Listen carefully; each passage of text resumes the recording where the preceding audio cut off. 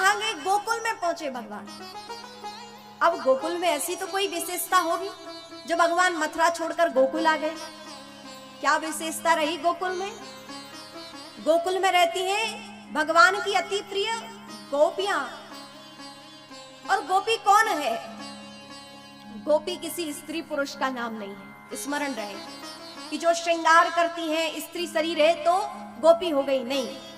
गोपी किसी स्त्री का नाम नहीं है, स्त्रीत्व का भी नाम नहीं है।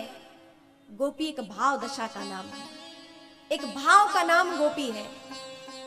जिसकी प्रत्येक इंद्रियां कृष्णमय हो गई हो वो गोपी है। जिसकी प्रत्येक इंद्रियां परमात्मा की हो गई हो वो गोपी है।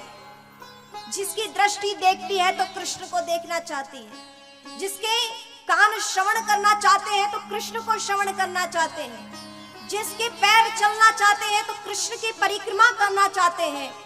जिसके हाथ सेवा कार्य करना चाहते हैं तो कृष्ण की सेवा करना चाहते हैं। जिसका मन चिंतन करना चाहता है कृष्ण का चिंतन करना चाहता है। ऐसा भाव जिसका प्रकट हो जाए वो है गोपी। और ऐसा भाव किसी का भी प्रकट हो सकता है, और जिसका भाव प्रकट हो जाता है वो है गोपी।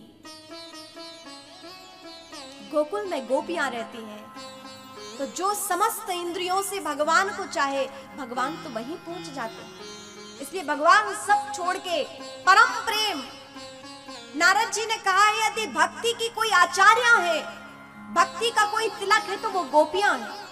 भक्ति यदि सीखनी हो, कृष्ण प्रेम सीखना हो तो गोपियों से सीखे। इसलिए भगवान सारे स्थानों को छोड़कर कहां पहुंचे? गोकुल पहुंच गए।